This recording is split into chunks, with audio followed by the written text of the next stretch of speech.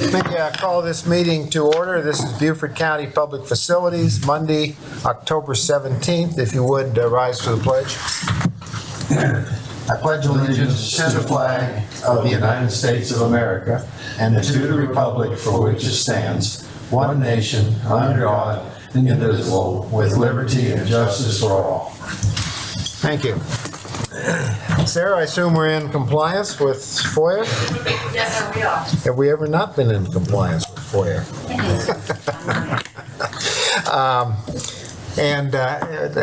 Do we know how many people are on board and whether we have a quorum? Yes, sir, we do. You have Councilmember Herbershon, Councilmember Lawson, yourself, so you have a quorum. 3 of the 4, okay, so we have a quorum. Who else is on? Can you see? I don't see anything on the screen.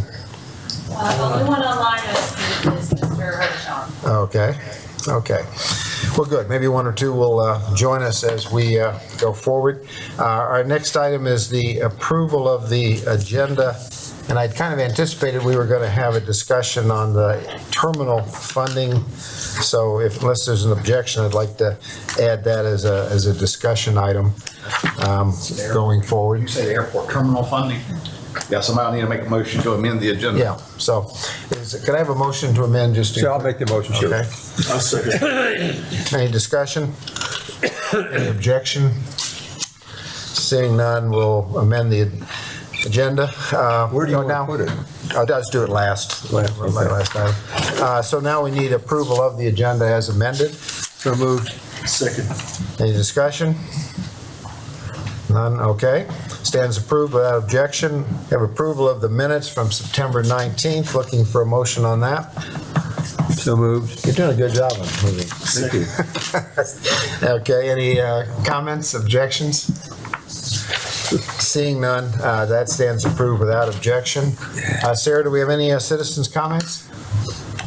No, sir, we do not. Okay, thank you.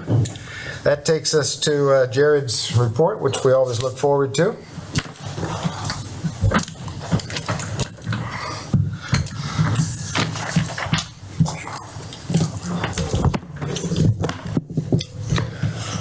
All right, thank you, sir. Chair and the committee. Just a couple updates to everybody.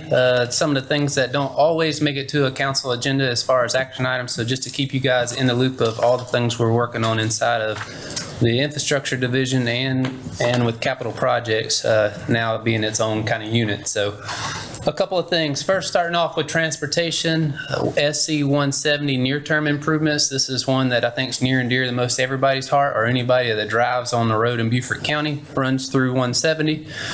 So our plans are in final review for that. They're currently with DOT. We are working internally on our bid package for that with our engineer. So as soon as we get the comments back from DOT, we'll finalize those, incorporate those into the plans, and put those projects out to bid. So our goal is that we put that out to bid in the coming weeks, and we get a contractor on board by the end of the year, first of next year, and get started soon thereafter. So again, we're anticipating about a 6-month window for those improvements. And just a reminder what those improvements are for this project on the near term, not the long term, but the near term project is work at the intersection at 170 and Oakady Boulevard South. So that's south of 278 near the Food Line entrance. Specifically work there at 278 interchange. That's where the biggest hinge point is right now, as we're all aware of. Improvements at Tide Watch intersection, Cherry Point intersection, Argent Boulevard intersection. Right there, we'll be adding a second turn lane. So if you're coming off of Argent heading north on 170, we'll add a second turn lane. So we'll have 2 left turn lanes and redo the phasing of that signal to give more time for that. And then lastly, improvements at 462. So right now there's a signal already that's been implemented over the last year or so, but we're going to try to extend that turn lane so people can get out of the fast lane, as well as retime that with the work included. Additionally, what we've been successful is working with DOT. DOT had a resurfacing project planned in the area on 278 in between 170 and the Oakady River Bridge, that first bridge there. It was originally scheduled with our project, but then through their workflow got pushed out a year, but we've coordinated back, and Craig Gordon has been helpful in coordinating that with DOT, and they've said, okay, you guys, we'll move our schedule back up and rejoin it with you. And we looked at whose project was going to be bigger, ours or theirs, and we put it to whichever project was biggest. Our project's going to be bigger, so they're going to fold their resurfacing work in with us, and we're going to bid that as one project. So included in our short-term improvements, we're going to be some improvements on the one off-ramp, 278 off-ramp on the 170. Now we'll include all four off-ramps, as well as the section on 278. What that does for us is, if you're going south on 170 and you go on the circle to get on the 278 eastbound, you have to merge in the traffic. When we resurface it, we can also restripe that, and we can convert that into a merge into a free flow lane. So that will be the introduction of the third lane. And then the north 170 north onbound ramp to east 278 currently has its own lane that will be converted to a merge. So that will flip those two merge movements, which will hopefully provide, get rid of some of the delay there that's introduced. So anyhow, that is coming up, and again, by the end of the year, we hope to have a contract awarded to a contractor or first of next year and get that started at the first of next year. Other transportation work, River Ridge Signal on Bluffton Parkway. So this is a signal that we've talked about and coordinated with the school district. We just got started about a week ago on this project and anticipate it'll be about 3 or 4 weeks for construction. This is a temporary signal, so it'll be on a wooden pole with strain wires across the road.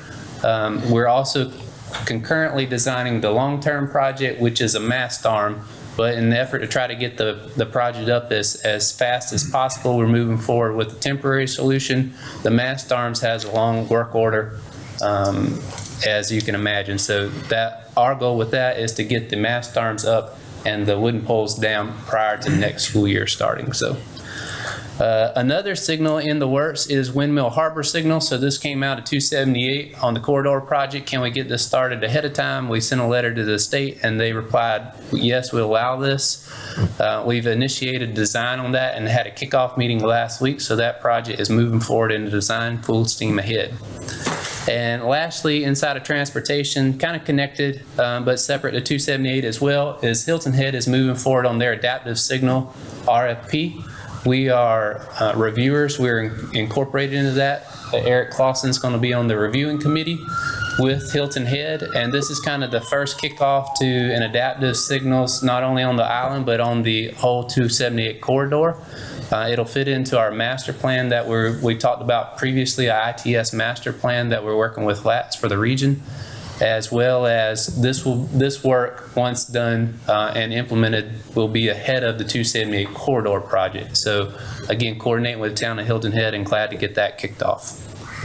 As far as capital, and stop me along the way if anybody has any questions. I know I'm talking fast, so if you have a question, feel free to jump in.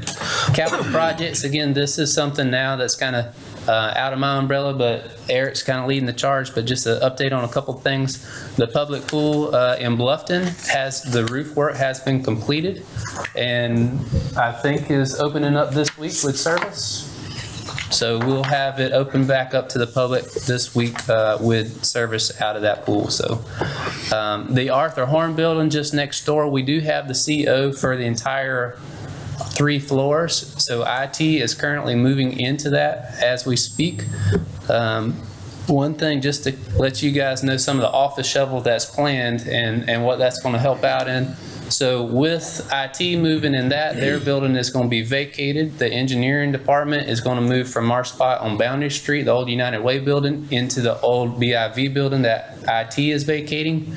And then from there, we're coordinating with the city of Beaufort to demo both that building, the old Wendy's building, which you probably saw some silt fence around, as well as the old Arthur Horn building. So all those 3 buildings will be demoed. We're working with the city of Beaufort on that to get that work done. And then city of Beaufort is, I think, already reached out to Stephanie as far as looking at making some passive park improvements on that section on Boundary Street. So that whole side from the old Applebee's all the way to the cemetery will be nothing but an open vista as you drive into town. So excited about that one.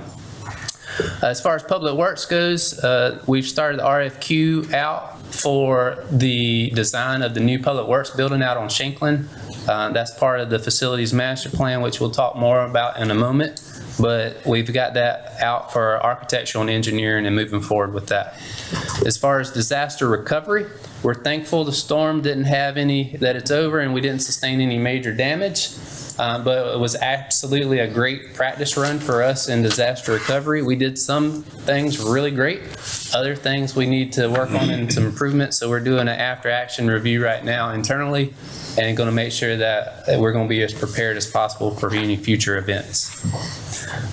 Shell Point drainage. So we hosted a meeting last week in the Shell Point area on this project. It was well attended and well supported. We're making good progress on the overall design, and that project continues to move forward. As far as airport, 2 public service announcements. So as of this weekend, we are hosting, is it the 2nd or 3rd? 3rd annual Flying Frog 5K. So this is the race out at the Beaufort Executive Airport. It's on the runway, so the airport will be shut down for the period. It starts immediately at 8 o'clock, so they can get the runway back started. So if you're going to take longer than an hour, you need to watch the planes you're coming above because they're going to start landing as soon as they can get it open. But needless to say, you can still apply, go online if you want to participate. This is the last of a 3-race series, I believe. So there will be some medals not only for this race, but also for the series race. So hopefully it's going to be a great event as it has been in the past. Also with the airport coming in November at the Hilton Head Airport, there will be an event taking place on November 4th and 5th. This is the Hilton Head Island Motor event. So in addition to seeing cars and motors, classic cars, there's also an airplane portion which will be visible there at the airport on those 2 days. So if you want more information about that, you can check it out at the Motor Event website there to take part of that event. So that is everything I have, and if you got any questions, Any question or comments? Mark? And don't want to put you on the spot, but 2 things. One is the Burke Church project, which I know you keep updating me on, and then also just about where we are with the all-joy bike path. I had lots of questions about both of those. Yep, so both of them are under design. I can get a more detailed response from Brittany, but both of them have engineers working on them full speed ahead. So I'm not sure beyond that where they are specifically, but I can get you a further update on that. Good, thank you. I guess that's all the comments. Great right. progress on the 170 and a whole bunch of other projects. Yep, excited. very I think 170, I'm also working on a plan for, and we'll get into this in just a second too, but getting on to a plan for the Greater Triangle project that we mentioned before and trying to come up with an approach that works for the region, a regional approach, not just us working by ourselves. Just a quick question. Sure. Yeah, question and comment. The Argent intersection, that shouldn't take long to do. And it's probably going to be one of the best things that could ever happen in that area and stuff. And I guess the question would be, how long of a transition is that going to be? Yeah, so really not doing any asphalt work there. It's just restriping. So we're going to use the existing footprint. And then if you've driven up there, there's a lot of turn lane availability and capability. So we'll take advantage of everything that's there and restripe it. So it shouldn't take long. We'll work with the contractor as soon as they get awarded. I think there's going to be spots that they can get started right away, and that would be one of them that comes to mind for me. So hopefully that can get implemented even sooner than some of the other work in the project. Yeah. Okay. By the way, Sarah, the screen here is not on, so if somebody, I don't know if that can go on, but if not, keep an eye on people that are offline if they're trying to comment, because I just can't see them. Okay, that takes us to item number 8, which is a discussion on the master plan for facilities. And you may remember we had a study done about a year or so ago, and Jared's going to bring us up to date on that and what they're looking for. I've got a few comments that I've put together. And as part of this, we learned a little bit about some potential funding mechanisms when we were looking at the airport funding, and that we'll talk a little bit about that, and that may be helpful as we're thinking about how to get some of these projects done. So, Yep. Sure, sir. All right, absolutely. So as mentioned, we started this process off about a little over a year and a half ago in 2020, and into 2021, we made a final presentation. The consultants did in October of 2021. They came with the whole entourage as far as everything that was studied. They did a space needs analysis. What do we have now, level of service? What are we going to need in the future over the next 30 years to be able to provide continuation of service and adequate service to the citizens of Beaufort County? So with that, out of the space needs came out, well, how much property do we need? How much space do we need per building and suite of buildings, which then came the facilities master plan. So out of that facilities master plan, there was basically three major site plans that were developed here for this campus. There was also some auxiliary buildings, the EMS headquarters, Public Works Shanklin, the MRF building, and a couple other accessory buildings that weren't necessarily included in the site plan, but spread out throughout the campus. Those were kind of peripheral projects. So as you recall, we've initiated some of the engineering and architecture on 3 or 4 of those projects. And where we are now as a staff is, in order to move forward, we need information back from council. So we've talked about it, but there really hasn't been any decision making.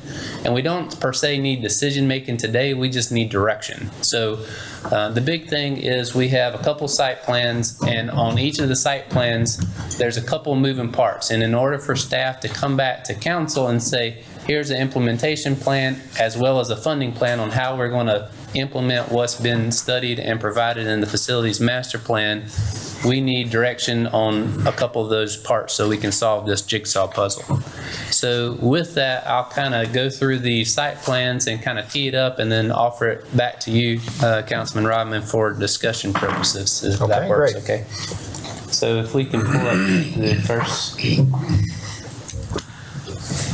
So as we're pulling it up, these three are specifically here on this campus. All the ones that we'll see are roughly the same. And when I say roughly, we're talking in mega millions, so roughly is relative term. They're all in the $300+ million range. And if you can zoom in a little bit, Is that as all? much as you can. Yeah, just chump change. $300 million, I know Whitney's heart is, she's palpitating over there. But we'll figure that part out. We'll get there. So the difference in the couple different options, and I'll describe them, and then again we can come back to them. So the lease is around $308 million, which is this first option, up to $330 million, the other two options. So we'll talk through that. I'm gonna have to undo this sideways so I can read it. So this first one, the big difference on this one, they're all, first of all, let me back up. What's the same on all of them is the detention center.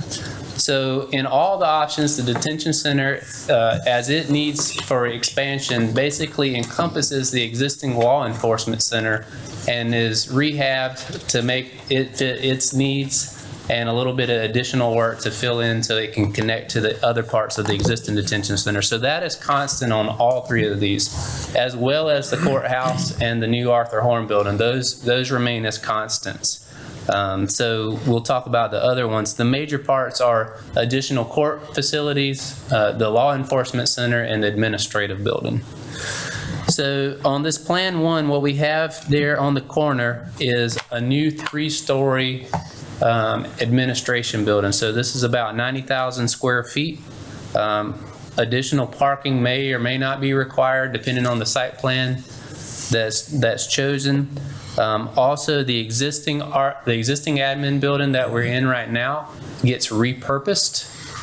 So, and I guess that helps to explain, I'm not much on colors, but the darker color is a new building, a new structure, and the lighter color is the existing building or rehab. So the existing admin building gets rehabbed and repurposed for additional court space. So they'll repurpose that one. And then the most notable, what's missing is the law enforcement center. So across the street there from the new admin building is a potential area of relocation for the law enforcement center, or a various option, which I've got later in the slides, just somewhere else. This option would need significant parking issues as far as probably a raised lot in this concern. So that is basically Plan 1. Is there any questions on Plan 1 before I kind of breeze through the other ones? You've all seen this before, but just reiterating what the differences are. Where's the admin building? The admin is the one on the corner. Okay, right, I got top corner. So that basically across from the courthouse, the city hall. So you got a new admin building and a future admin building, same size? No, so that future one to the left is a potential building. It could be determined, it could be future space, it could be commercial space. It's just a building pad. And you got 3 stories and a parking under it if necessary? Yep, so it's either 3 stories Or 2? or 2 stories with parking, depending on the need. The one I have a question is the old administrative building, I guess that's what that is. That's the site for the solicitor office and public defender? That's correct. The solicitor's gonna need a space?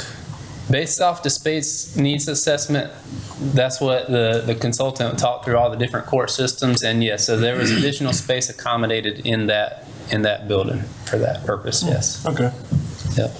thank you. Hey, Jared, this is Councilman Dawson. Can you hear me? Yes, sir. Yeah, looking at the law enforcement office across the street, you said parking is problematic. There's no means of getting parking over there on that site? In that scenario, if the parking was on the site, it would most likely have to be underneath or looked at additional parking somewhere else in that vicinity. Okay. All right. So option 2. Oh, one more thing. Yep. The old sheriff, I said old sheriff building. The sheriff building is not gonna be raised, it's gonna be renovated. Yes, so it will be renovated into the detention center. Okay. It would not be erased. Yes, Okay. correct. Okay, In all 3 of these options. okay. All right, option 2. So this one, there is the new admin building is, let me place it, is same thing there on the corner. This does show the law enforcement center across the street. So that is located at this location instead of off-site. And really the biggest difference on this one is the existing admin building is demolished and the space needed for the courts is added on to the existing courthouse. So that is kind of the main difference on this plan. And again, you can see back over at the law enforcement center, some potential parking and expansion needs over there. So not a lot different, but just a couple tweaks there. And then lastly is Plan 3. So this one is keeping the admin building where it is and renovating it and making an addition to the north, and that is all the new law enforcement center. Then across the street would be the new admin building, and then the courthouse. The addition to the courthouse is additional court space needed as an existing or add-on to the existing courthouse. So that's the major difference in this plan. So this one basically, instead of the law enforcement center being off-site, it's repurposed on-site, and pretty much everything judicial or lawful is on the site plan. The admin building is off to the side or elsewhere. One thing not discussed at the time of this report is the admin building being anywhere else in the county. The next slide does show the law enforcement center being elsewhere. So this is kind of back to slide 1. The first option showed that the law enforcement center could be across the street or elsewhere. This is the or elsewhere. So this site is actually next to the animal hospital. This is for site plan purposes only. That site is rural and critical lands property, but just to give you the space and the logistics. So it's looking for somewhere more central and regional central to the region and the county, and about 10 to 15 acres. So this would be a law enforcement center all by itself. So it has everything that it need to function, and all the different components of law enforcement center would be consolidated into this unit. So this on its own is about $110 million, $112 million. If you subtract that from the first site plan, you have about $194 million minus the law enforcement center offsite. So you put those two together and you get to about the 308. So again, that was, out of all of them, they're fairly close in value, 20 million or so, 10%. So they're relatively close. So this is the preference of what we need council. So we don't necessarily need the exact location.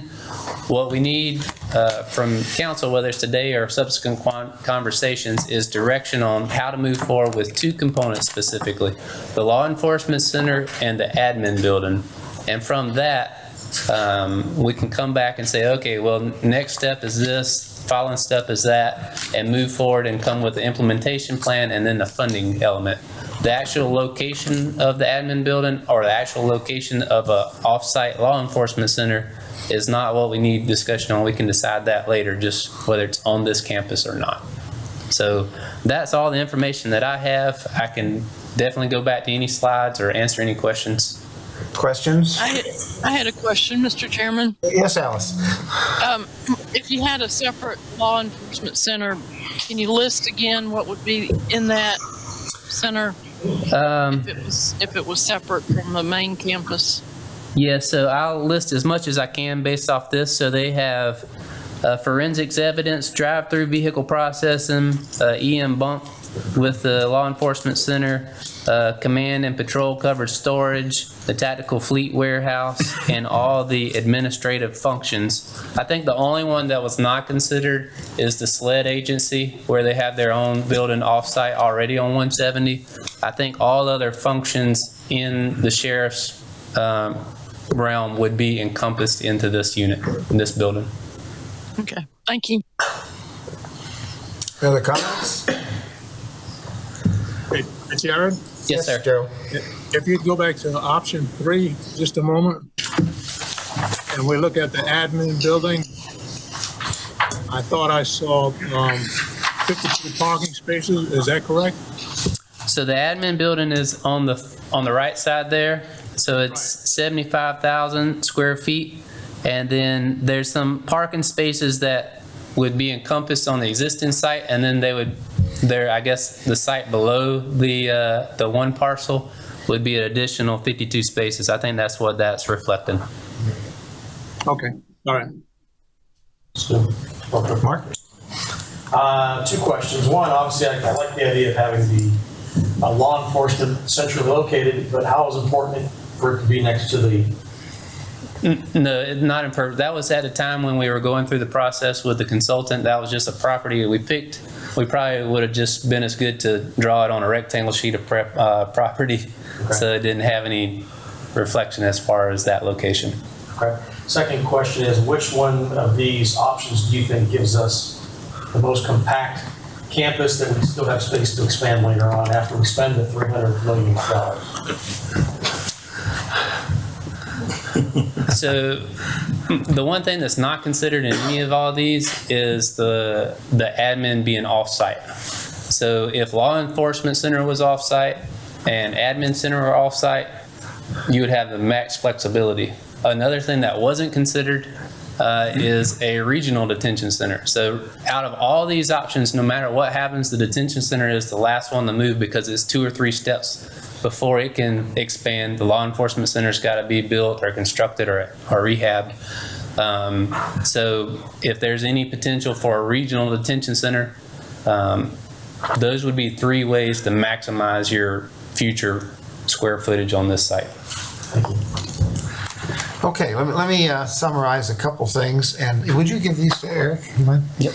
And to you too, and Mark. I'll give one to Mark too if you want to line it up.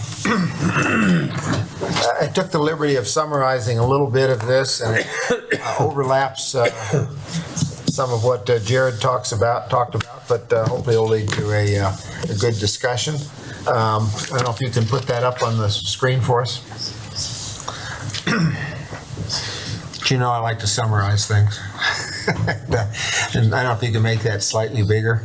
I think the most important thing I left out is once you guys decide, I'm gladly going to turn right, exit stage left, and hand this off to Eric for him to implement. So while I'm working on it now, Eric's going to be the one carrying the torch in the future. Well, this is an interesting opportunity, and just to walk through a couple things. The study basically looks at about a 60% increase in the number of employees and about an 80% increase in the space, which is consistent with the fact that some of the spaces are undersized.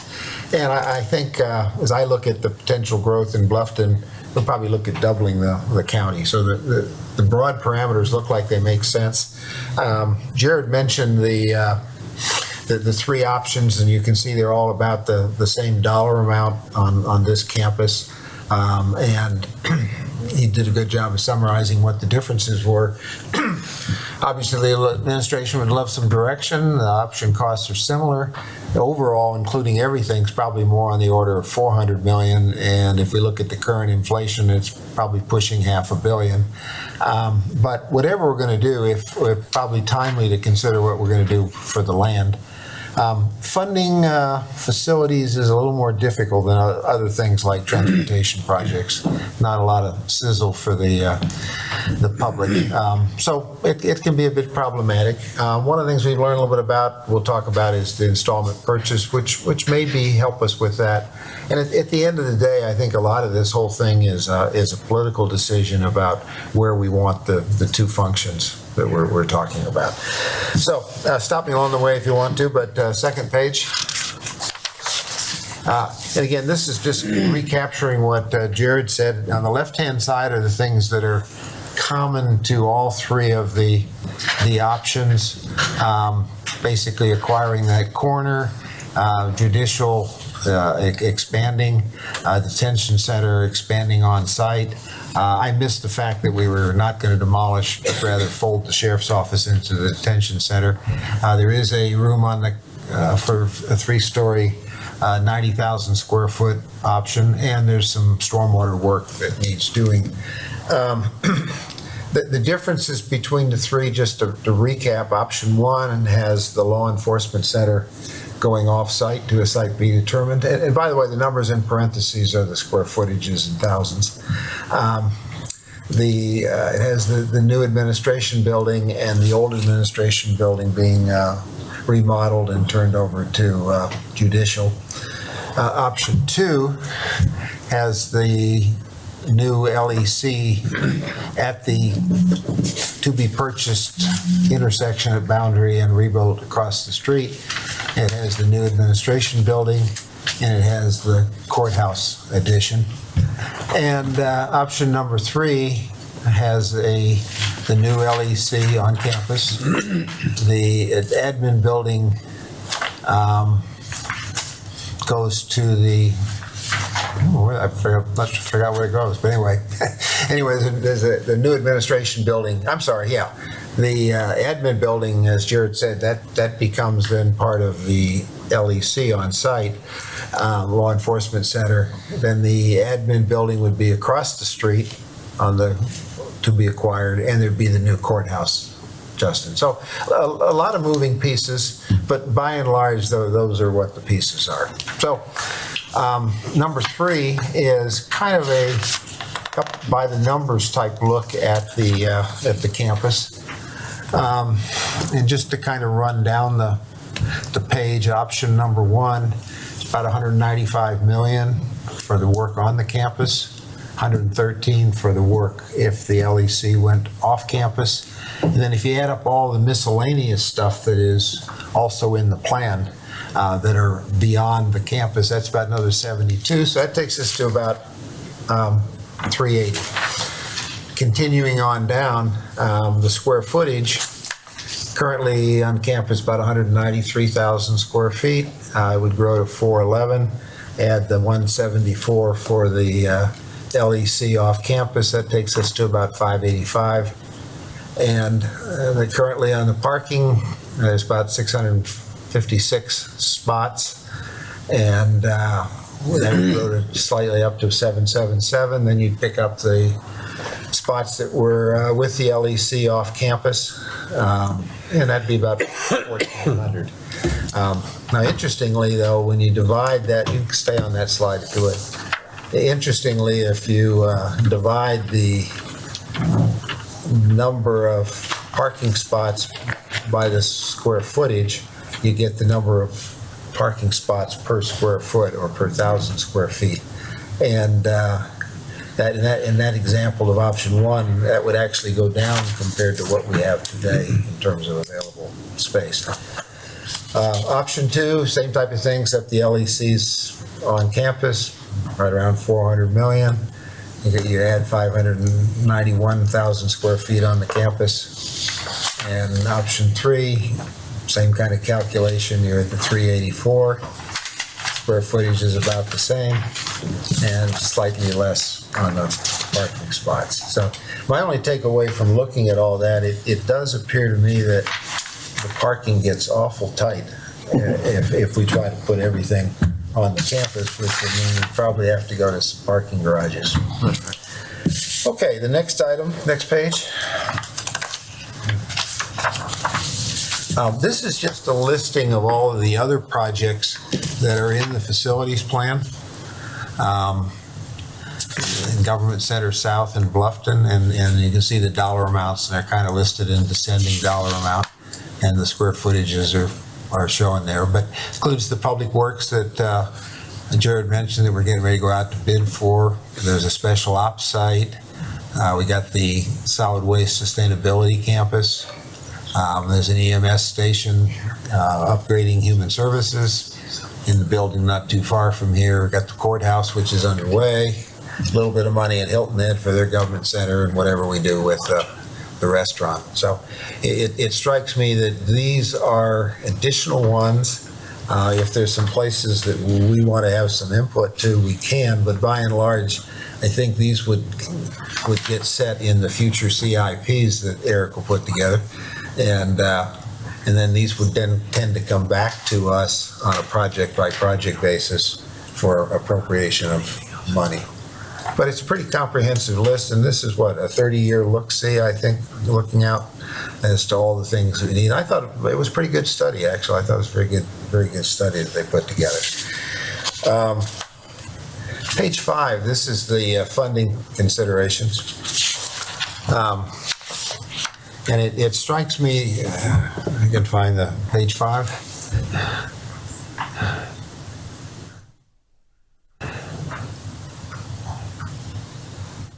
There you go. Okay, great. Thank you. So as I said earlier, I think this kind of funding can be kind of difficult because it stretches beyond our 8% borrowing capacity, and it's also something that's not all that exciting to go out to the public.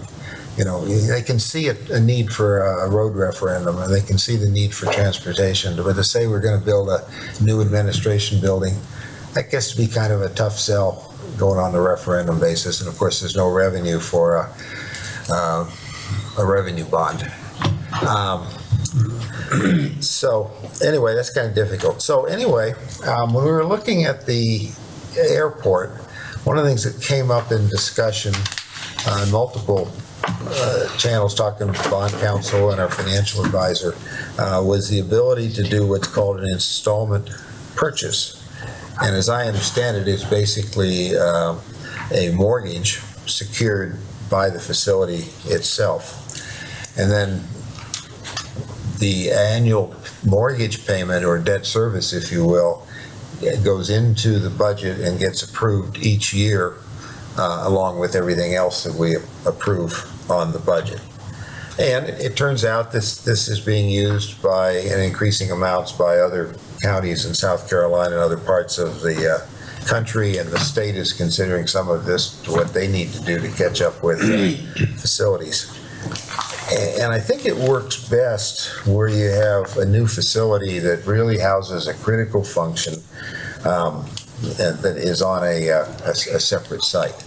And the reason for that is the fallback for the person that leases it to you is that if the government defaulted, then they would take the facility and then have to repurpose it. So something like a new administration building that could become an office building if worse came to worse is a lot different than trying to borrow against a detention center that has a single purpose. And it's also difficult to do things that are, I think, on the broad campus, because if worse came to worse, how would you split it out? So anyway, it does strike me that it's somewhat ideal if we were to look at a to-be-determined off-site for the law enforcement center and/or the administration building, and because it meets the condition that it's kind of needed, it's kind of a critical function, tends to be a high cost, kind of difficult to bond. It's new construction. It is off-site. Don't see a lot of other alternatives that we can use. And this is a good opportunity for us to understand the installment purchase and see if it's something that really does make sense or is something that we wouldn't want to do as a county. So lastly, in coming to Jared's point on where we go from here, a possible alternative for discussion would be that essentially take this campus and make it into the judicial center for the county. Obviously, it's the county seat, and I don't think the courthouse should move away from there. There's a pretty sizable expansion of the judicial activities that are anticipated in the financial plan. It doubles the detention center, which is something that would be very difficult to, I think, move someplace else. And I think it addresses at least my little bit of a concern about whether we have enough parking when you try to cram too much stuff in. If you move those off campus, they'd be a little more centrally located to the population. And again, it might be something that's a little easier to fund. So we can have a discussion about what we think about where we ought to go and maybe zero in on what kind of direction, if any, we want to provide to staff on this, or maybe with something we just start to understand and come back. But anyway, that's a lot to throw at you, but let me just throw it open for discussion, see what your thoughts are on what you'd like to see on the facility. Well, I'd like to see the LEC and the EMS move south. I mean, the critical mass is moving south. It's moving south very quickly. So I think we need to get a lot of our assets down there sooner rather than later. So I would definitely support an LEC and a EMS in, we say, Okatee.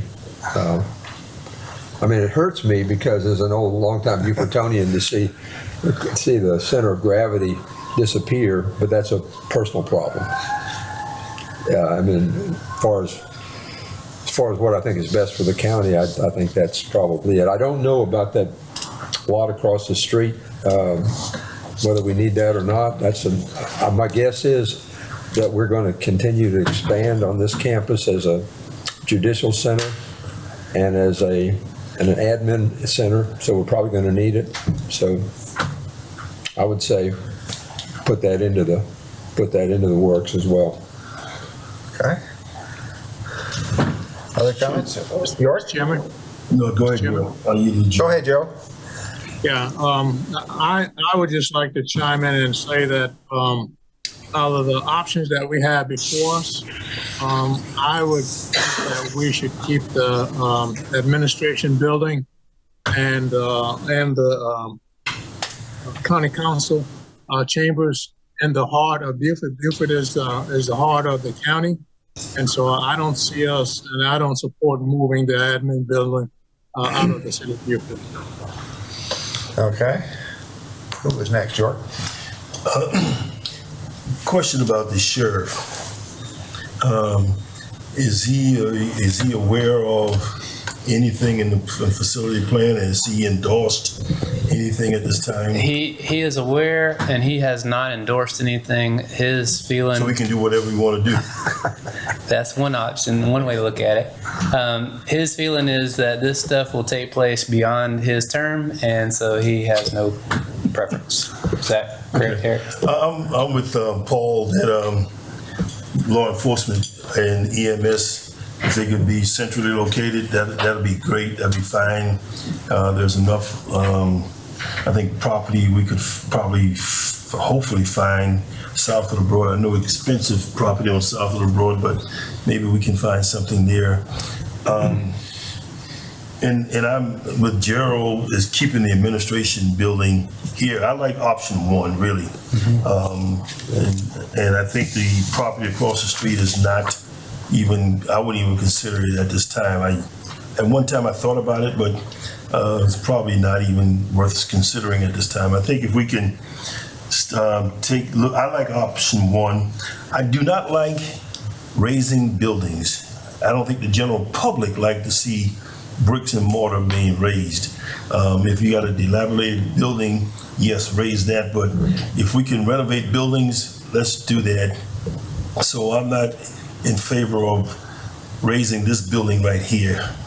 Just use what we have, renovate what we have, add to it if the site will permit it.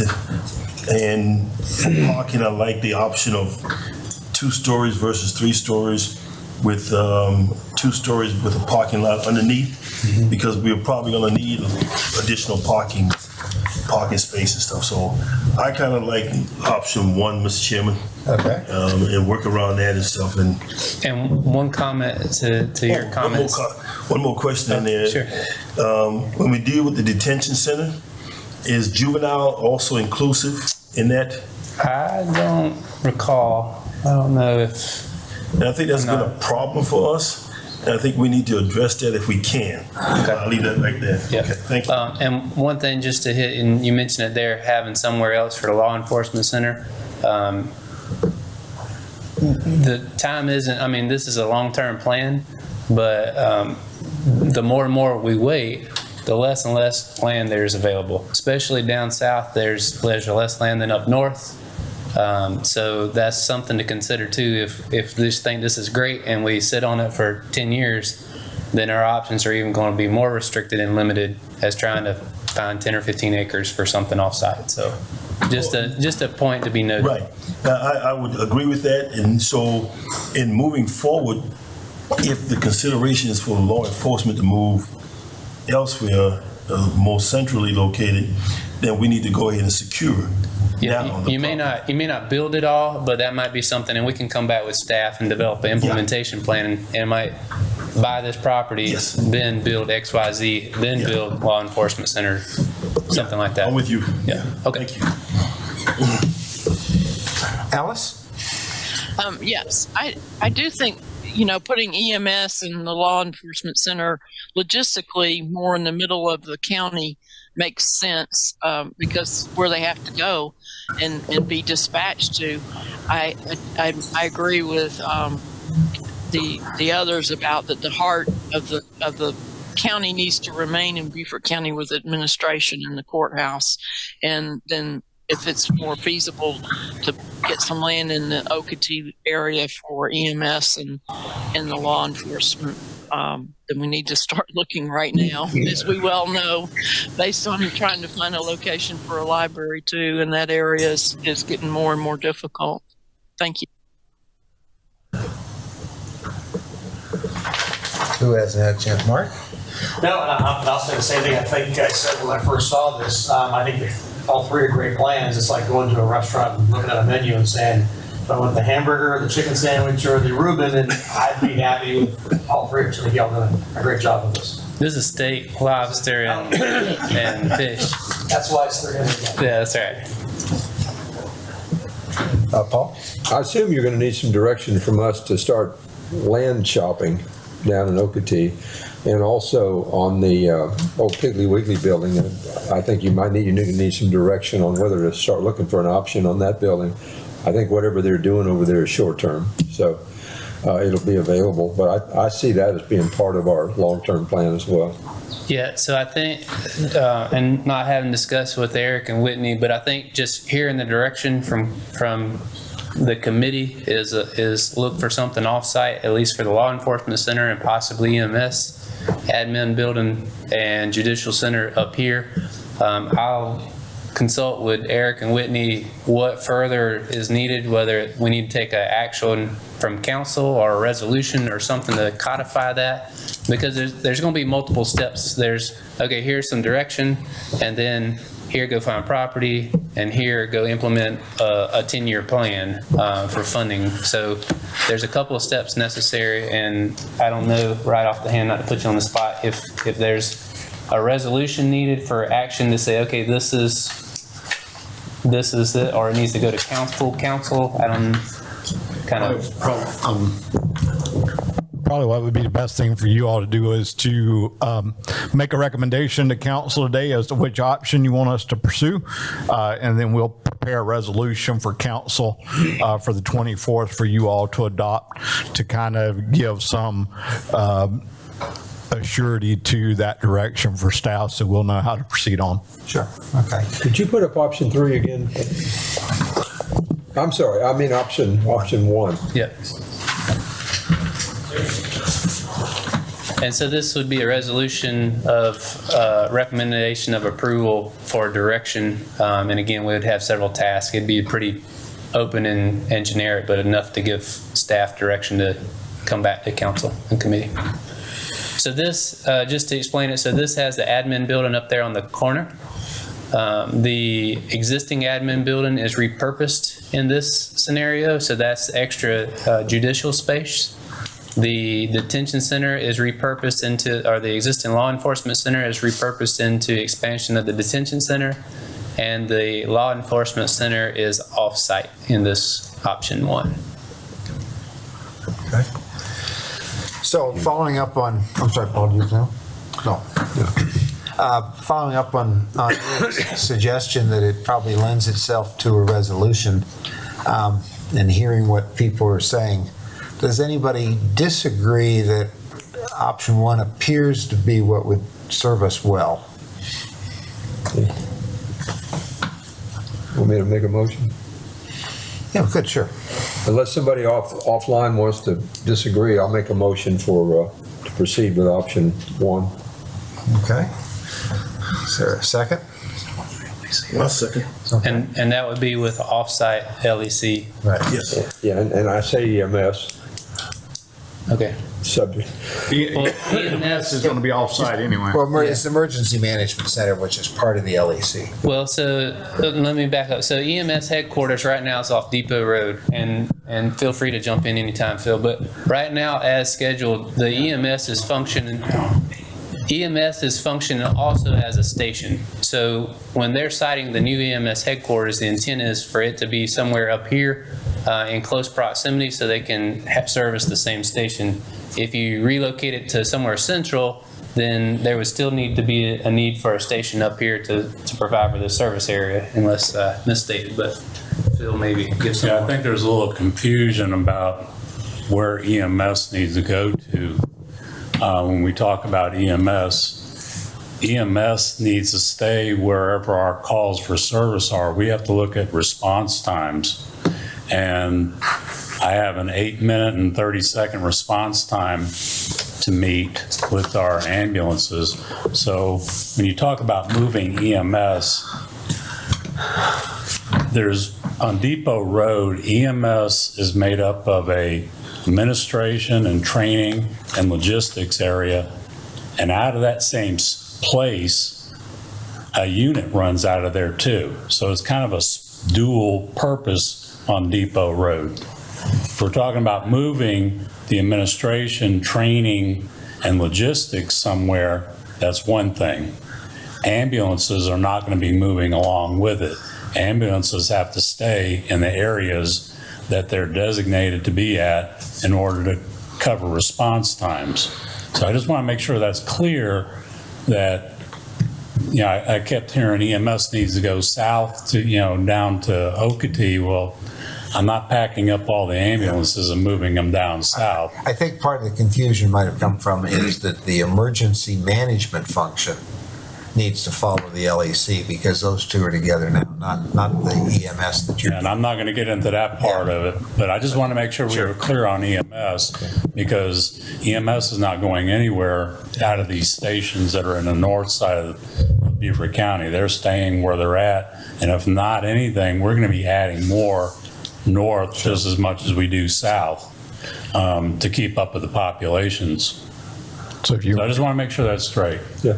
if you make a motion, you need to say LEC and EOC, not EMS. EMS and the EOC are two entirely different things. Okay, Yeah, that's what I meant. that's what he meant. Yeah. Okay. Other comments? So the question on the table is basically, do we want to adopt option number one, which does it as Jared has described it, and you still have the administration building on the campus. And I think if that gives the direction to staff, then you all would make that into a planning exercise. That's correct. And part of the front end of that would probably have to be starting to think seriously about what land we want to acquire, because that is the long lead item that Yeah. can't wait on. Does that satisfy what you all were looking for if we do that resolution? I think we need a vote. No, we're going to do vote, but I just seeing if we missed anything from what staff expected. That'll be good. We just need to start moving quickly because we got several okay. big ticket items. Now, Mr. Chairman, is there a funding component coming back with that resolution? Not yet. So this would be a resolution just for direction. Then staff would take that and develop a plan, and the plan would encompass a funding component. And I think there's timing. I think Whitney's going to have to look at what kind of funding that we would actually be able to use and afford and those types of things. Okay. So, okay, is there any objection to this resolution as proposed to go to council, which would basically adopt option one from the facilities plan? Seeing none, then that resolution passes without objection, and hopefully that's what you're looking for. That takes us to discussion of transportation planning projects. Yep, this is just a quick Mr. update. Chairman, before you go there, Sure. just want to make clear to the public facility building, that's ongoing, right? That's correct. Gotcha. Yes. Okay. Go ahead. Keep on. Thank you.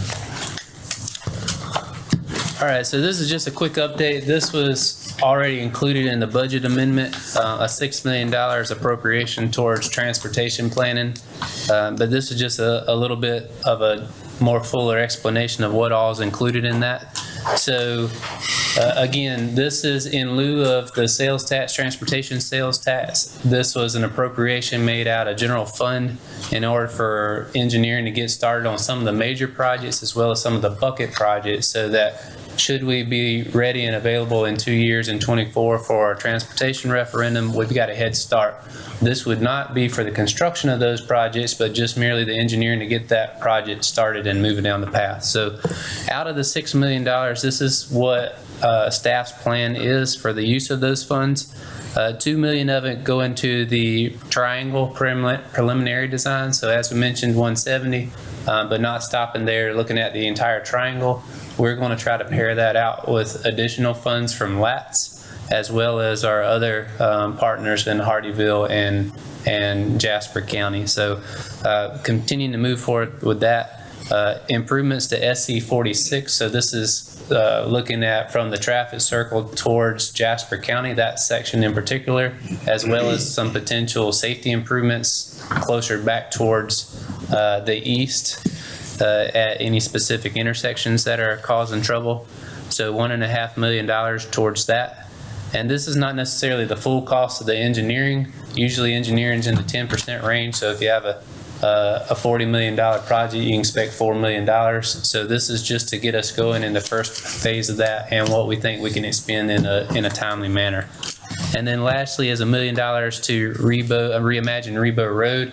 So this is, we're undergoing now a planning charrette as well as a traffic component to that planning charrette. So we can come up with a plan from Boundary Street all the way to the Bell Bridge. and something that makes sense for both City of Beaufort and Town of Port Royal.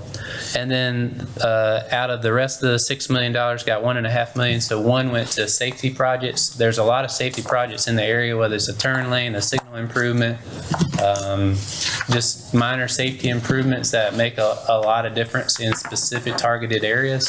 So staff's got a number of those known locations where we get significant safety requests. So we're going to take a look at those and start the design on several of those intersection projects. And then lastly, $500,000 towards the ITS, so intelligent transportation. As mentioned, we're coordinating with LATS on a master plan on that. So don't think any of our money will need to go towards that. Maybe a local match will.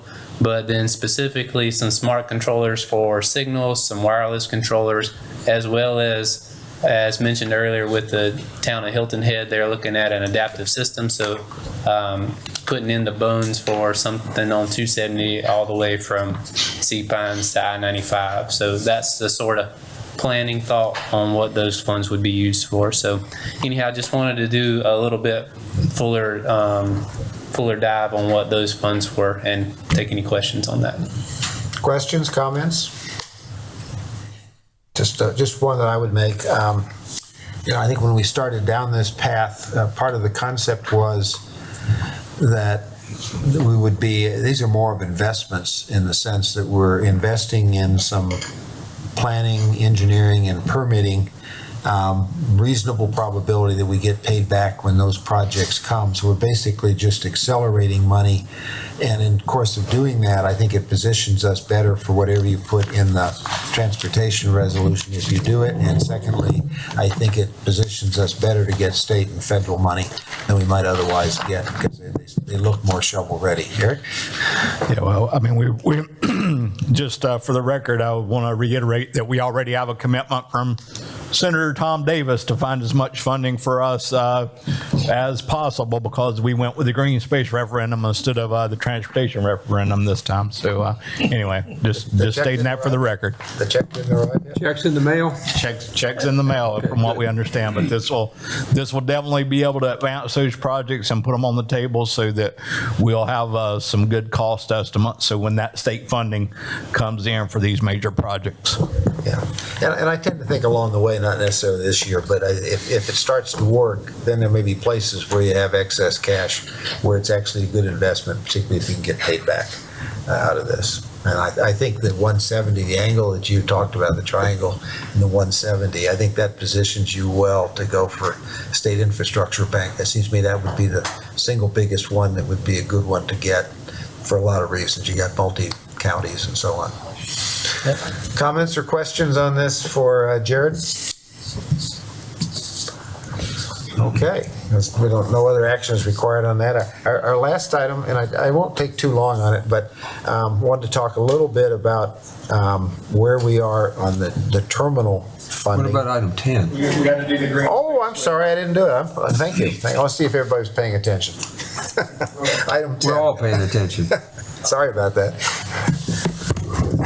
Well, you will all be happy to know that I'm not going to ask for hundreds of millions of dollars, if that helps. In fact, I'm not going to ask for any money at all. We thought you'd bring us some money. Right, yeah. So the resolution that's in the backup requests a land swap. There are two parcels known as, once it gets up on the screen, there we go. The top left portion is known as the Evergreen Tract. Both of these parcels are currently in rural and critical lands. The top left portion is 22.4 acres. It was purchased in 2016 for $1 million. It was a split between stormwater utility and the rural and critical program, with stormwater putting $156,000 into it, with the purpose of building a stormwater pond to ensure water quality for the watershed that goes into the Ocoee River by where the Pepper Hall development is now. That's where this outfalls downstream. The lower portion is the New Leaf Tract. That's 86.5 acres. It was purchased for $2 million. The stormwater utility put $165,000 into that one. What we are proposing is this. So the top left portion, we're proposing to split this piece of property into 3 sections, transfer 2 of the sections out, and swap for other pieces of property. The top left portion, labeled as the Evergreen Tract, will be a 20-acre plus or minus, depending on where the wetland delineation and how the stormwater pond is assigned, tract of land, standalone, and what we would like to do is build a library. If you can see my cursor, the stormwater pond that's indicated was built about a year ago, and this portion up in the top left corner is where we would like to build a library. We're proposing to build a library. What's unique about this is we could take advantage of the curb cut in Highway 170. We have left turn access across the median into this property currently. So there's no modification needed on 170 to facilitate access to the site. In addition, we're far enough north of the wetlands where we could use the stormwater pond, redesign it where it curves more in a kidney shape, functions both as an aesthetic amenity for the library and ensures water quality, which is what the property was purchased for in the first place. The center portion, the new leaf parcel A, is about 46 acres. This is the watershed proper. This is the low area on the property. This is where the water flows through. There's a stormwater pond on the right-hand side, and both of these ponds work as BMPs for sediment control and water quality for all the drainage that comes from west of Sun City and down through that area underneath Highway 170. What we are proposing is to keep this in the Rural and Critical Lands program. The bottom portion is around 40 acres, and as you can see, the brown area, we have recently, about a year ago, timbered that. So it's a bare piece of property. What we would like to do is subdivide this on the southern line that I'm outlining here with the cursor, and bring this out of Rural and Critical Lands for the purposes of building ball fields. So it will, sir? Building what? Ball fields, Parks and Rec ball fields. So there would be no density added. It would be, there would be no adverse effects of water quality. We would design it such that there would be no runoff into the low areas, and in fact, it would increase water quality because of how we would design it. The access for this parcel would be Davis Road, which also has left turn access off of Highway 170. Just below where my cursor is here is a school. What's the name of that school?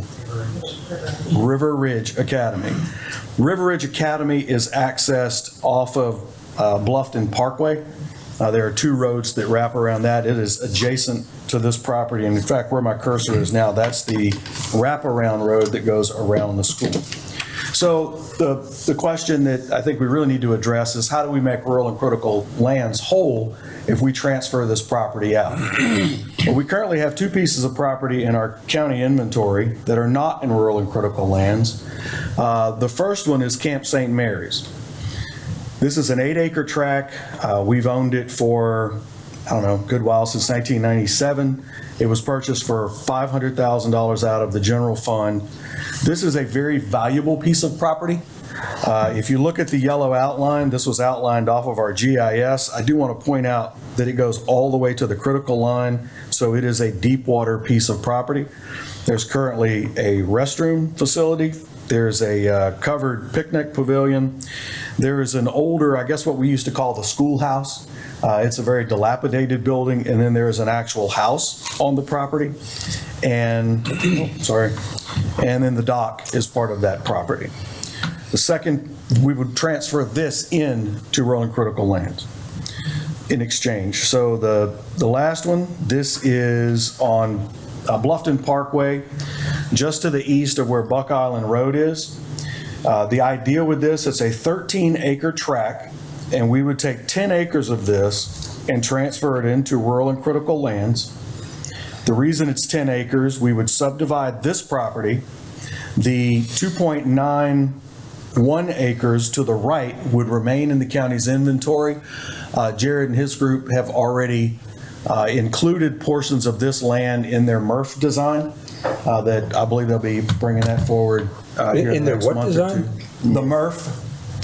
The recycling facility. Right. This is adjacent to where the collection center is right now. It's just to the west of that. Right. So if I go back up one, you notice that off of Buck Island Road, this is an existing privately held park, and there's a very nice walking trail that runs all the way down the south side of Bluffton Parkway.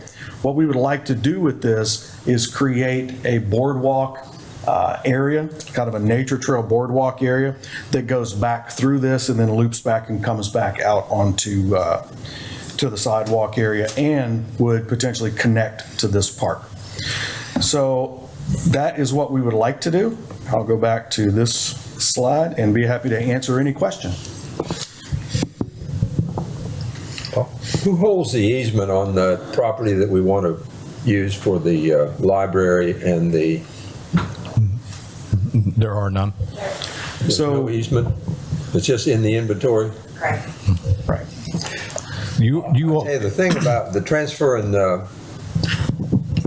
St. Mary's, Camp St. Mary's, is, in my opinion, is long overdue. I mean, long overdue. This has been crying out to be done for a long time. Shame on all of us for not doing it earlier. I think it absolutely needs, because the potential of that piece of property is incredible, and it has not been able to do that sitting in our inventory. So I think it's a great idea. I don't see any downside anywhere, so I absolutely support it.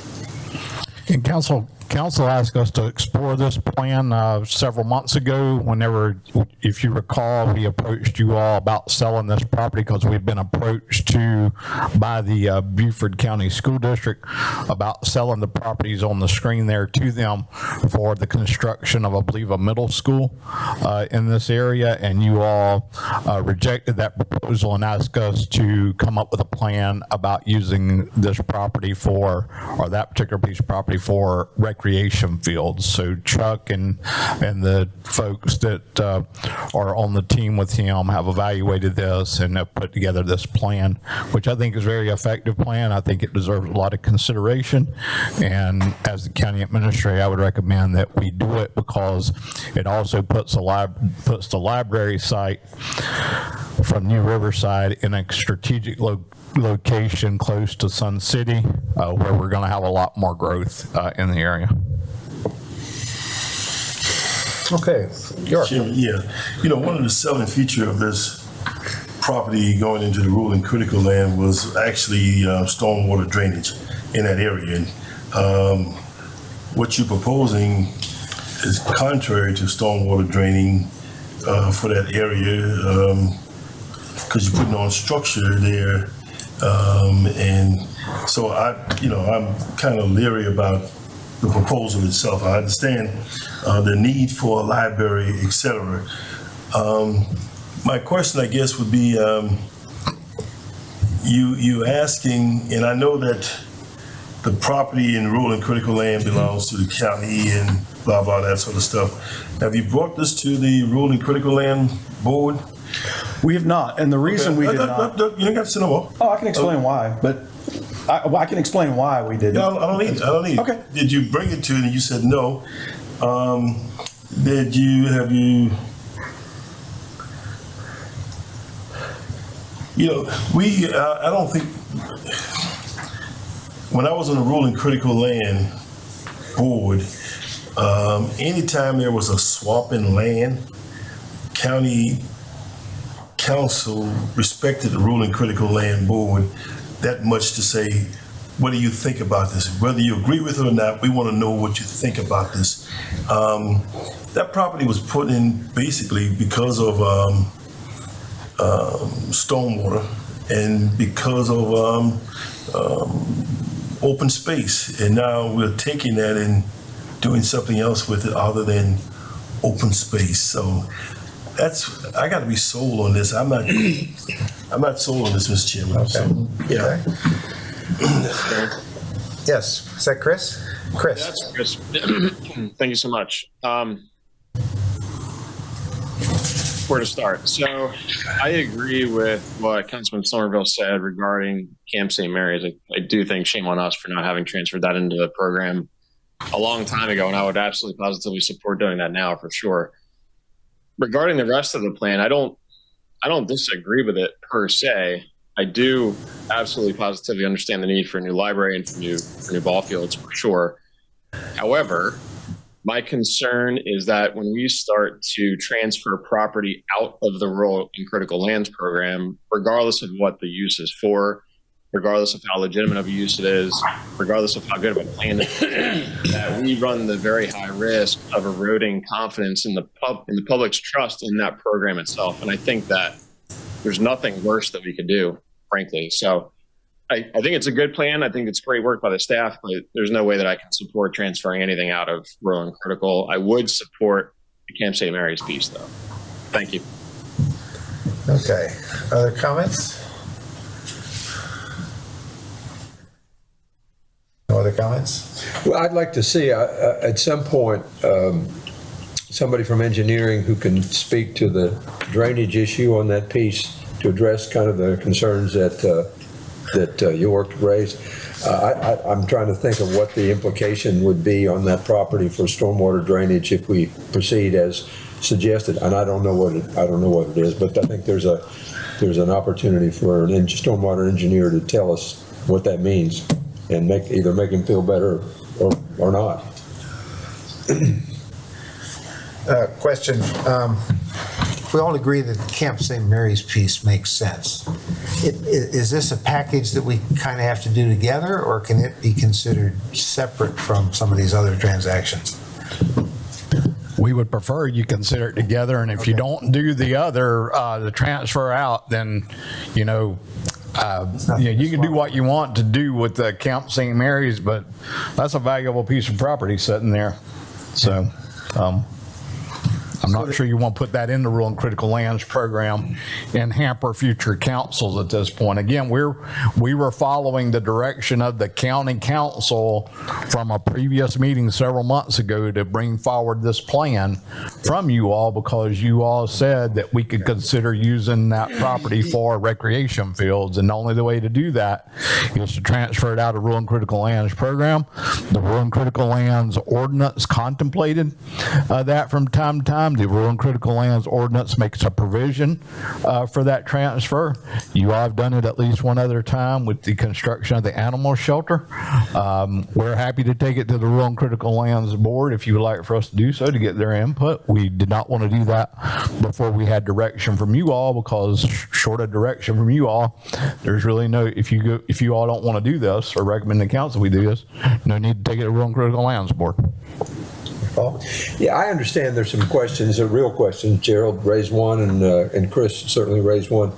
But I want to make a motion to move forward with it, and we'll see if we can't work through some of these concerns between now and the time it gets out of council. And at least we'll have some forward momentum on this, because at least I think everybody likes pieces and parts of it, and maybe we can all, in the end, learn to like all of it. But I don't know that, but we'll see. But so I'll make the motion to move forward with the proposal as recommended by staff. I don't like. Oh, Is there a second? I'll second. Second. Mark has section. Now for discussion, York? no, I was going to second the motion. Oh, you were? Yeah, I was. Thank you. But I don't. We got a I don't tie. like- We have a tie for second. No, I don't like the concept at this time, but I agree with Paul. Let's move it forward and see what it looks like. Yeah, I can make sausage. Okay. Okay. Other comments? A question for you, Eric. Given that if this passes, we have council a week from today, would we need more time to actually address some of these issues, or would we become? We can address the stormwater issues very quickly. Obviously, we can develop this property with the ball fields and all, and lessen and do it in a low impactful way so that the stormwater and water quality leaving the site is not impaired, and potentially would be further enhanced through the development of the property.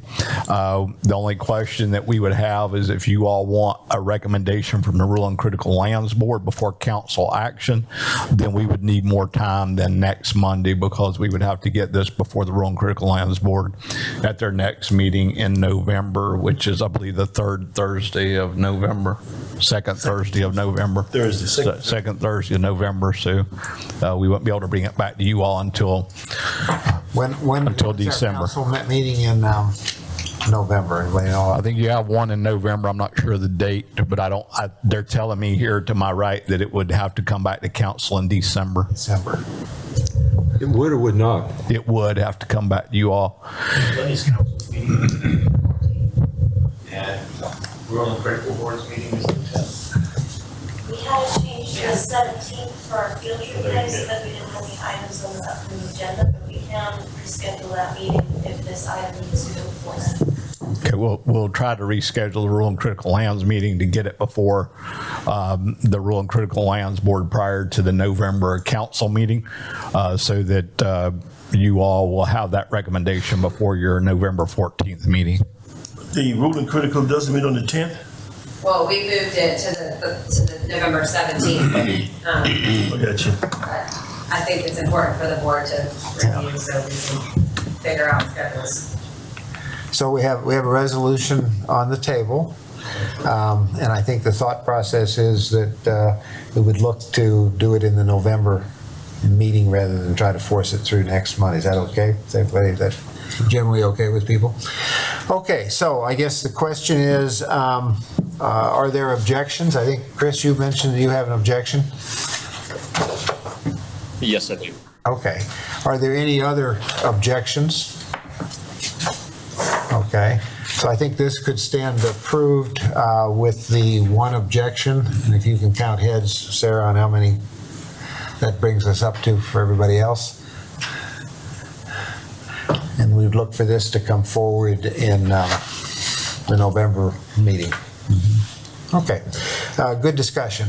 Okay, last item, and this has to do with the funding of the airport terminal on Hilton Head. And I wanted to take a few minutes, share some of my thoughts and just make sure that we're on a good track moving forward. There's probably still some discussions to take place or possibly different ways to do it from staff perspective.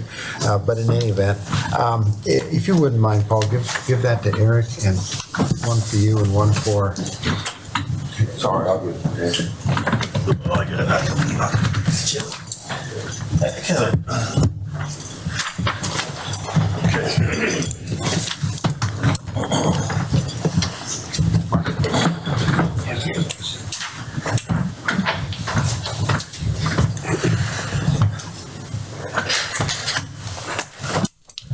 So let me share a couple thoughts on this.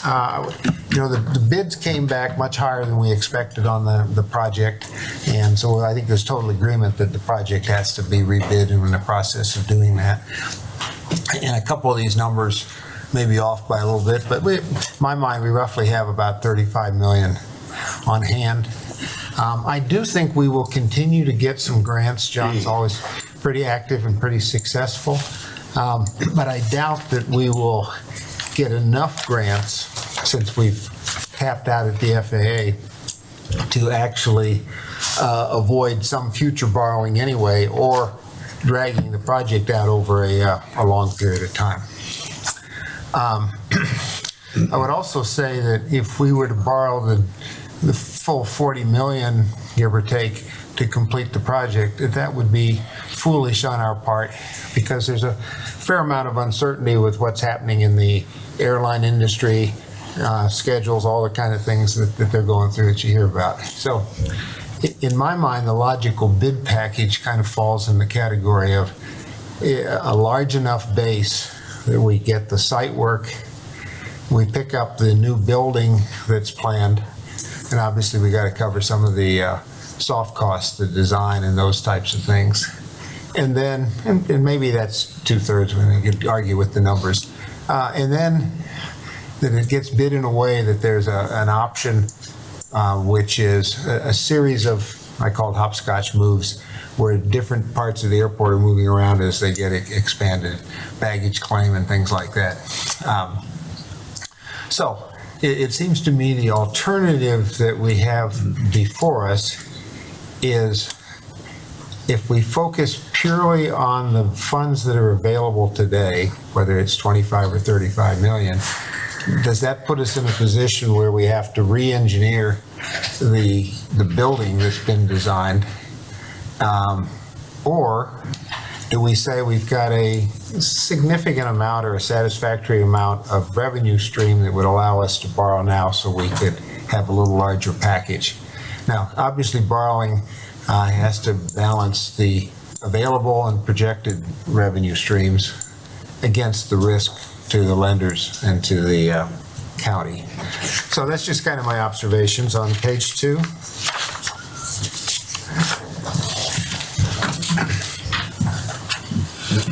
When I look at the risk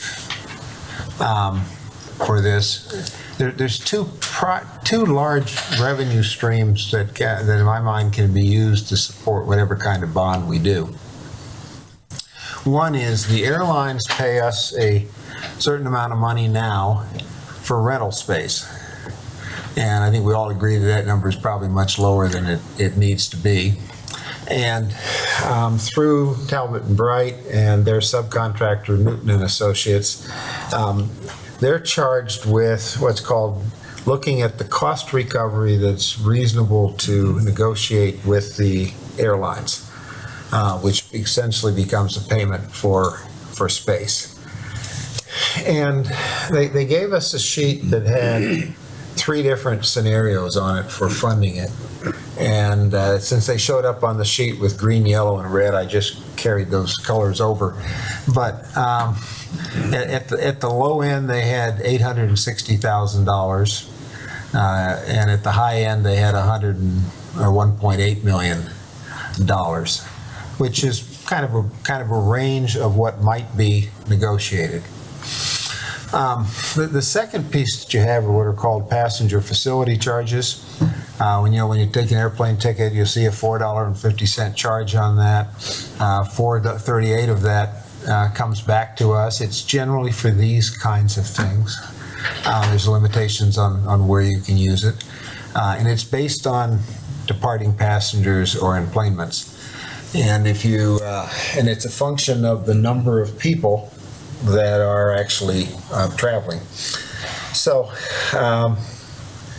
if you look at the average of the last 3 years, we've averaged about 135,000 enplanements. And at the 438, that would give you about $590,000. At the other extreme, if you looked at their design criteria that they're planning for 7 or 8 years out, that would be a number of 215,000. A lot depends on whatever the airlines decide to do, but that would generate about $940,000. So if you combine those in the upper right-hand corner and just looked at the green and the red as being the extremes of the potential money, you're dealing with roughly 1.4, 1.5 million versus all maybe up to 2.7 million is what might be available. And bumping their bond rate a little bit because interest rates have gone up, that would say those revenue streams ought to support either 18 million at the low end or 35 million at the high end.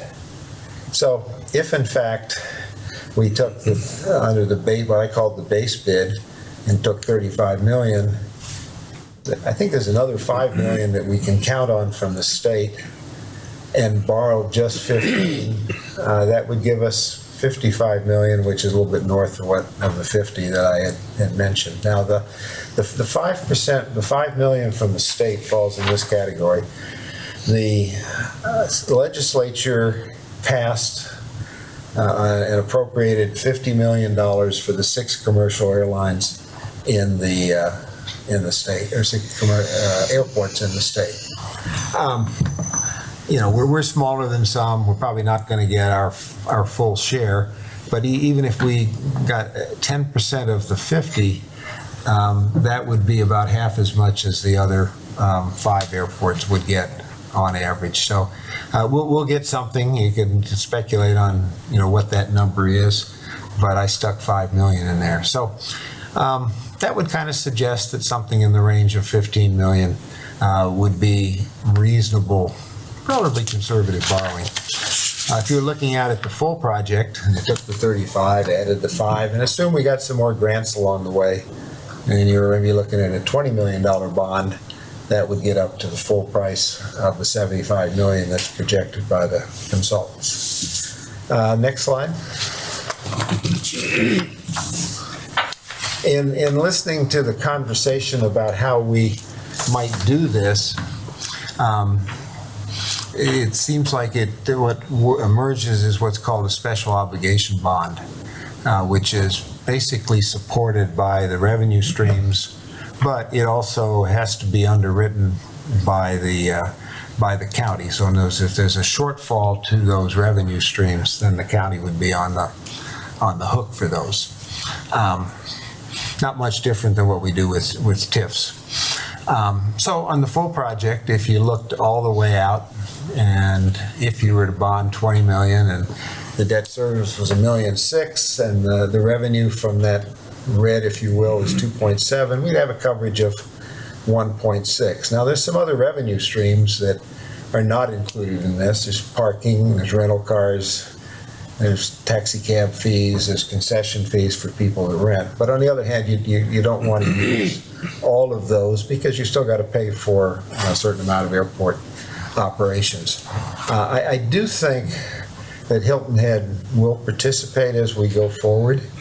They've indicated a willingness to do it once we show them a plan. And also, when we talked about this last summer at this committee, staff had suggested that perhaps H-tax would be a possibility, and I think it would be because there's an argument for it. But I would tend to view that purely as a backup if there's a shortfall against the revenue streams. And then also you have to remember that the airport has probably generated north of $500 million in economic value, and obviously some of that accrues to the county. So on the right-hand side, if we were just looking at the smaller bond, say a 15, that would be a debt service of $1.2 million. The revenue is $1.4 million, so we still have a little better than a 1 times coverage for that. Now, if we're to do that, then I think what would happen is the additional smaller phases, the hopscotching around, if you will, could, as smaller grants come in, those pieces could be added on as long as we had bid those, which I understand is the plan to do that. Also, the amount that to be bonded isn't really required for about 1.5 years because we have the money on hand. So we're really looking out into 2024 as to when we'd actually draw. So it probably lends itself to some kind of a concept of a construction loan interest only during the period leading up to that. And I think if we were going down that path, I think there's a reasonable expectation that enough grants would come along, as long as we had some borrowing in place, that we might actually finish the full project while we're doing this. You know, Senator Davis asked what we needed. I probably should have suggested more, but I told him I thought we needed in the 10 to 12, and he said that he thought that was very doable, and if that happened, that would fall well within the project. Now, staff was kind enough to take a look at this and make comments on a couple things, and I'll just address those. One was that you don't actually have the 12 million on hand from the state yet. And I don't know what the exact terms of when that would come, but it is codified in statute, so I don't have any reason to believe that we wouldn't get that money. And it's also my understanding that that money and maybe some of the FAA money has expirations on it, so we can't dally too long in spending those monies. But anyway, I think that that 12 million is pretty guaranteed, and so I think it gets us up to around the 35. I think there's a question about whether we would need 15 or 20 to get through this so-called base bid. I think the difference may there well be whether we count on that 5 million that I mentioned from the state as whatever our share is of the 50 million that's been approved by the legislature. The project originally bid was in as one lump sum bid, but it did have 6 construction phases, which is what they had to do because you got to move the people around because we're building in place. And the PFCs have fallen off a little bit because I think the volume is down now, so we have to be sensitive to that because we still got some debt to pay off. They were originally, I think, going to finish up in March of next year, and that may extend out a little bit. So anyway, I am sensitive and appreciate staff taking a look at that. So anyway, just to wrap it up, it does seem to me that we would be well served to authorize some kind of a special obligation bond on the order of 15 million.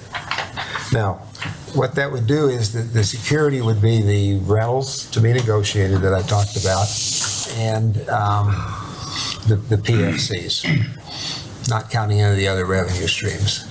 So if that happened, then we as the county would have to underwrite. And so then you come down to what really is the risk to us if we're underwriting that.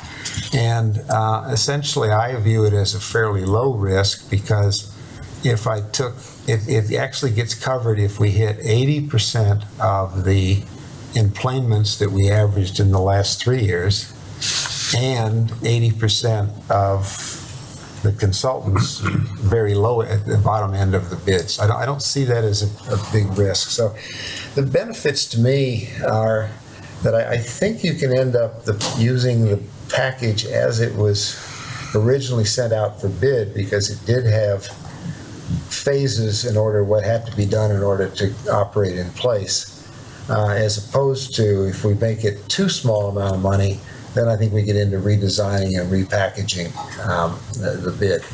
I think if we're doing something like this, I think it sends a great message to the airlines and to the state and to the FAA that are all interested in what we're doing.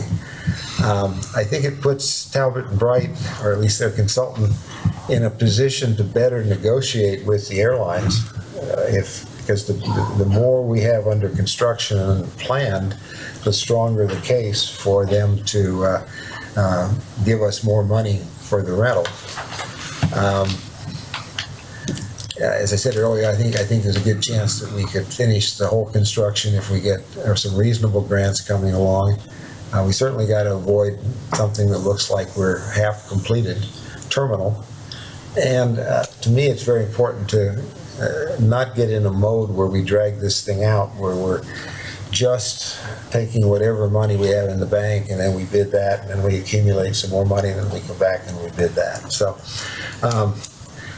my feeling is that we'd be well served to seriously consider a special obligation bond, whether it's 15 or 20 million. Staff could do due diligence on what they think would be the appropriate money.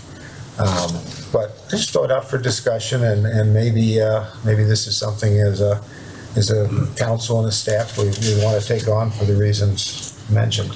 So I just throw it open for discussion. These are just my thoughts. A couple of things.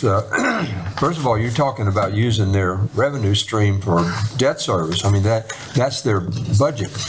That's where they get their money. You get their money from the airlines and from the concessions, and you're talking about converting that from operations to debt service, which, to me, that's very troubling. The other thing is using the green. You're talking about just barely meeting ratios.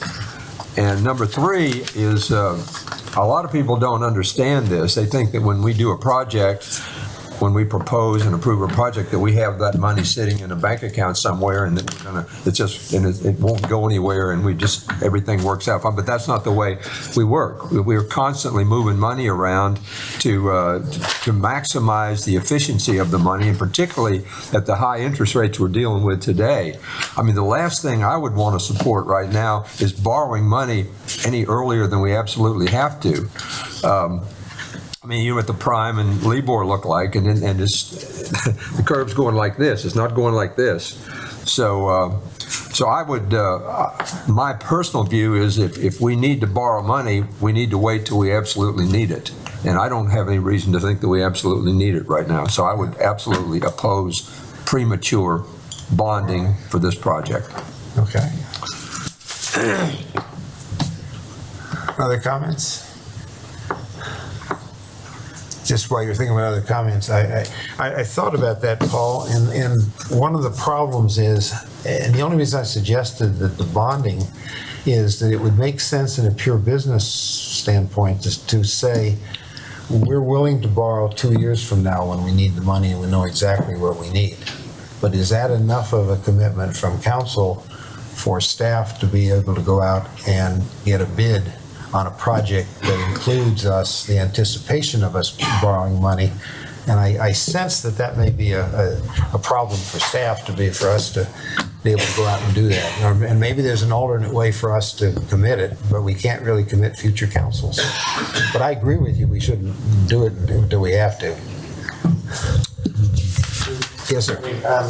Thank you guys for a lot of work on this. I appreciate that. And trying to make it make sense. I'd probably like to go back to staff and see what staff recommends at this point. I've always been disappointed that we haven't gotten more support from the town of Hilton into this airport.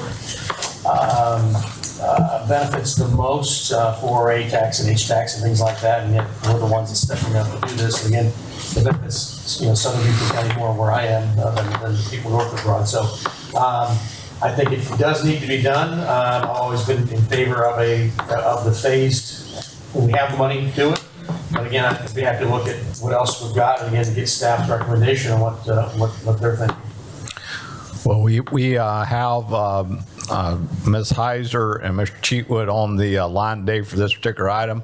What we are being told, as I understand it, and Whitney has been doing a lot of the great work on this. You all know that I'm not very strong with numbers, so I have to rely upon the staff on this. But apparently we're not in a position at this point, a good position, for us to even be able to obtain the bond, because we do not know and cannot give lenders assurances as to what we will be bringing in from the airport through these PFCs whenever we do the expansion. We had hired Talbot & Bright to hire a consultant a couple of years ago to go out and tell us that information. They gave us some range, but in my opinion, that range is too great. So I'll pass the mic to Whitney, and if Mr. Cheatwood or Ms. Heiser wants to say anything to elaborate on those comments, I would appreciate hearing them. Good afternoon. I will echo what Mr. Greenway has just told to you. Staff does not have the same comfort level with issuing debt at this time. There are too many unknowns for us to proceed down that route. I think it's critical for us that we make calculated, very wise decisions that put us in a position of fiscal accountability to taxpayers.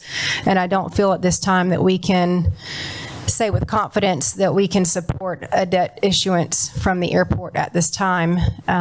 So for those reasons, staff is not wanting to issue debt or go down this route. We would prefer to wait until this project has been vetted further.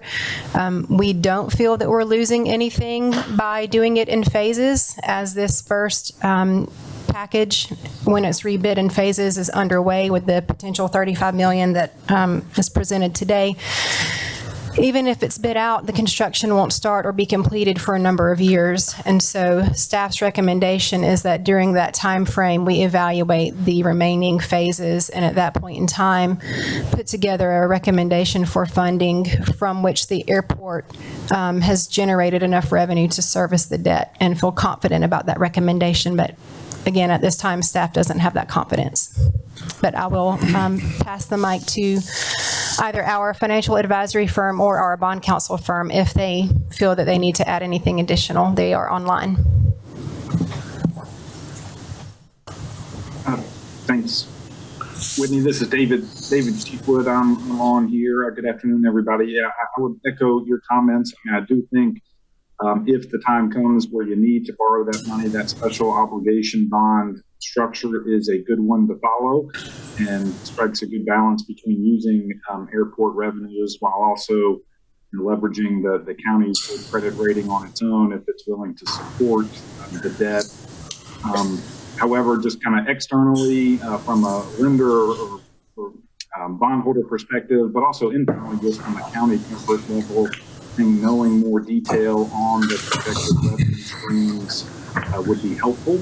And so kind of more diligence on that would let the county know, again, internally, how much it may have to support and kind of what level of risk is there, and then also externally give the same view to the bondholders or lenders that, again, I think more information would be helpful, but I do think that structure would be a good one when the time's right, if you need to borrow.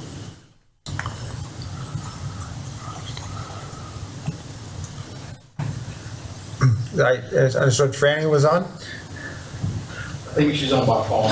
Oh, That's what I've been told. okay. Randy, you're on mute if you can hear us.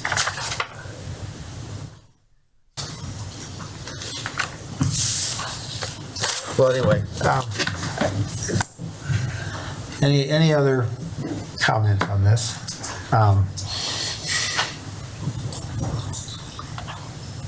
I guess from my perspective, and I may be a lone wolf on this, it does seem to me that there is some reasonable revenue stream that we could say that we could borrow against. In fact, to Paul's point, if you looked at the free cash the last couple of years, it was about $1 million a year at the airport that could apply to that.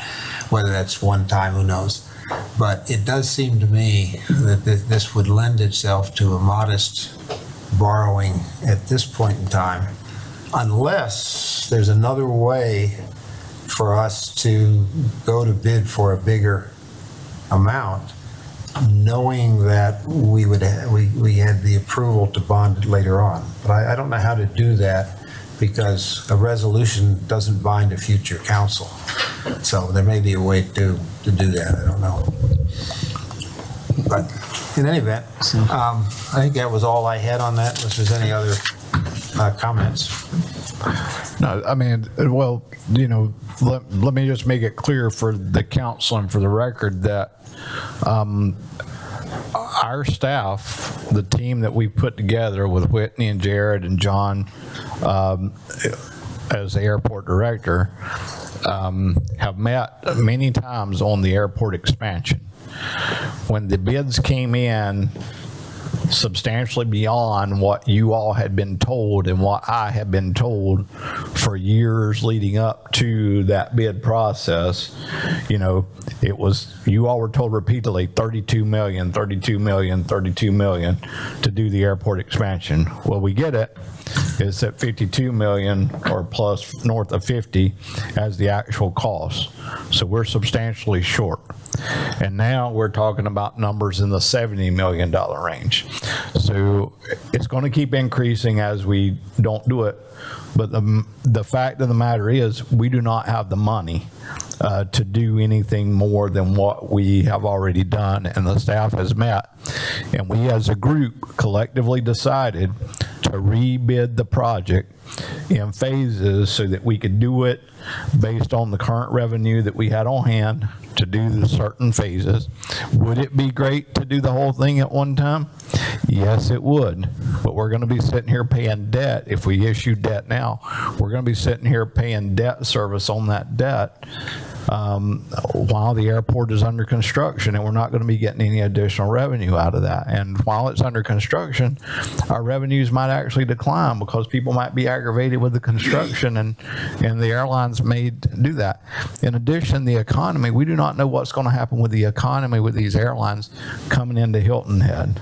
And so we have people that are hired to do these things. They've made a recommendation that I thought everyone was on the same page with as far as the way we would proceed. We have proceeded underneath that direction, and that does not include doing a bond. We will have to bond eventually if we're going to complete the project fully. The airport is an enterprise fund. the airport is in debt to the general fund at about $8 million. If you can't use all of your revenue stream to cover debt, because not only when you build it, you got to cover salaries, you got to cover all the things that you're covering for the airport to operate anyway.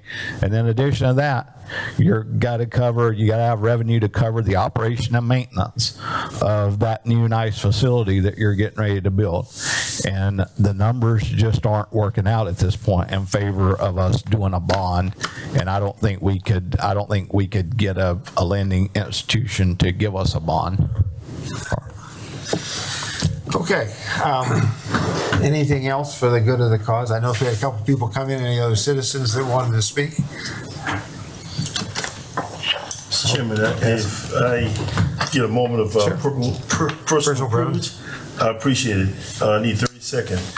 I do believe in fair election, and this is election season at this time. Problem is that there are folks out there that are sabotaging signs and taking signs down. And I want to call on all elected officials to denounce that, and for the sheriff to monitor to see what is happening out there, because it's not fair. I believe in a fair election, and everybody has a right to campaign, and when you have signs being taken down and taken away, it is not right. So I just want to thank you, sir. I would agree with you. Okay. That's it? That's it. We stand adjourned.